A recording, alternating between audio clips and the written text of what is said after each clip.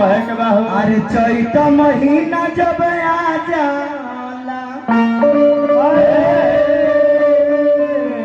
पेड़ पता हरिया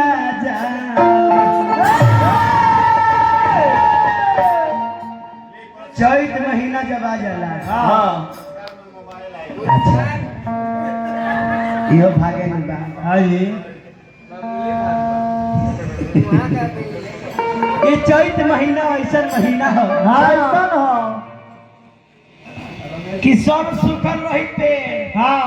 लेकिन जब चैत महीना आ जाए तो कौनो भी सुखल डाली तुरे पूछ से उनमें से दूध फेंक दे। चैत महीना बड़ा रसदार महीना, बड़ी रसदा आम में से लाशा फेंकेला। अभी तार लाशा नहीं खेलू निकलो इनकर लाशा निकाले के पड़ी कहे के बा अरे चैत महीना जब आ जाला तो पेड़ पता हरिया जाला महीना जब आ जाला पेड़ पता हरिया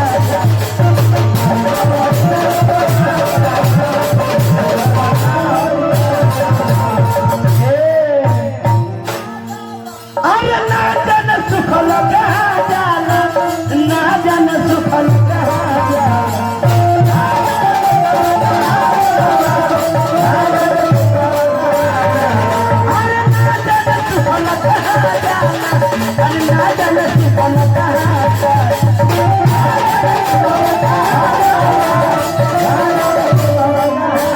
सुन ले बानी हम कहत नहीं थी आ बुढ़ऊ के मोन हर गबड़ा जाला ये ऐसा महीना हो हम तो कहे के चाहत रहनी है ना लेकिन महीने वैसा बतिया ना कहाई तो बहुत लोग के बुझाई कि ना नहीं खट कह ना ये ऐसा महीना की साझे गर्मी होला हम मरद मेहनत अलगे अलगे सुती लो कहू आज जब 12 रात बजी आज जतना होई बिहार बोहे लगी पुरुआ सिहरावन लागे शॉट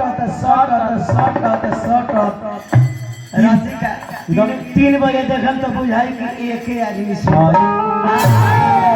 ओए में चादर में के दिलौती तो कहे के बा अरे बुढ़ावो के मन बौरा